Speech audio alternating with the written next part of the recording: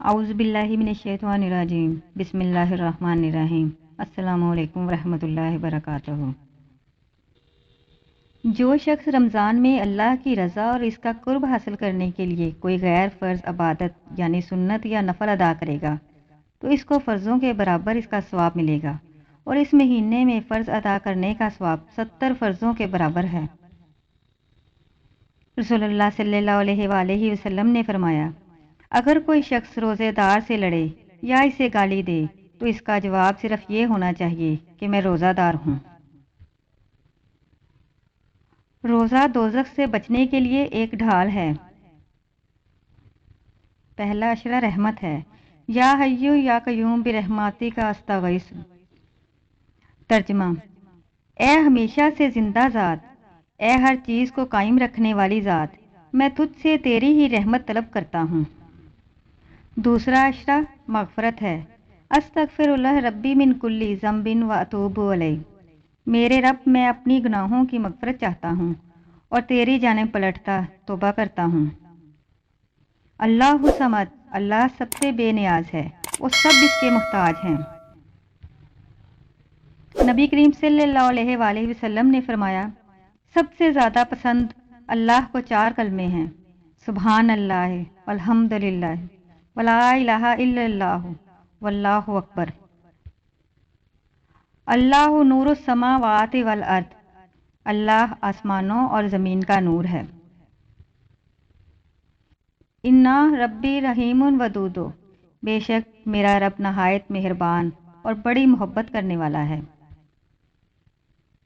ایاک نعبد و ایاک نستعین، ہم تیری ہی عبادت کرتے ہیں اور تجھ سے ہی مدد مانگتے ہیں۔ واللہ غفور الرحیم، اور اللہ بڑا معاف کرنے والا اور رحیم ہے۔ ان اللہ مع الصابرین، بے شک اللہ صبر کرنے والوں کے ساتھ ہے۔ استغفر اللہ، دل سے نکلے ہوئے یہ الفاظ ہزاروں گناہوں کو مٹا دیتے ہیں۔ استغفار کیجئے، غلطی ہو جائے، غلط راستے پر چل پڑیں، کوئی گناہ سرزد ہو جائے، آفتیں اور مصیبتیں گھیر لیں، مشکلات کا شکار ہو جائیں، لا الہ الا انت سبحانک انی کنت من الظالمین، تیرے سوا کوئی معبود نہیں، تو پاک ہے، بے شک میں ہی قصوروار ہوں۔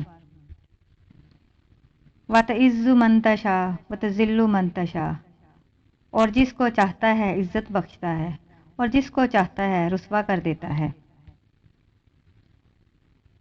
لعنت اللہ علی الکاذبین، جھوٹوں پر اللہ کی لعنت ہو۔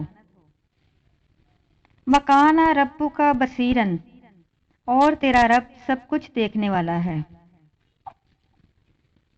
لا تقنطوا من رحمت اللہ، اللہ کی رحمت سے مایوس نہ ہونا۔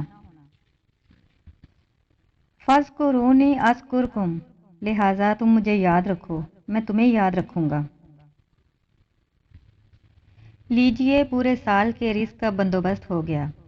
رمضان کی پہلی شب، جس رات رمضان کا چاند نظر آ جائے، مغرب کی نماز کے بعد 21 مرتبہ سورۃ القدر پڑھیں۔ انشاءاللہ تعالی پورا سال آپ کی طرف رزق اس طرح سے آئے گا جیسے کہ گہرائی کی طرف پانی آتا ہے۔ رمضان المبارک کی خاص تیاریاں۔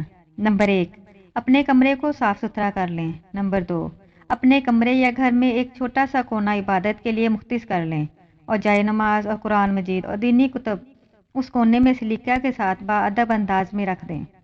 نمبر 3، ایک ڈبہ بنا لیں، اس کا نام رمضان سیونگ رکھیں اور روزانہ صدقہ خیرات اس میں ڈالتے جائیں اور ان پیسوں کو نیکی کے کاموں میں صرف کریں۔ نمبر 4، کوشش کر کے کسی مفلس خاندان کو افطاری میں ضرور شریک کریں۔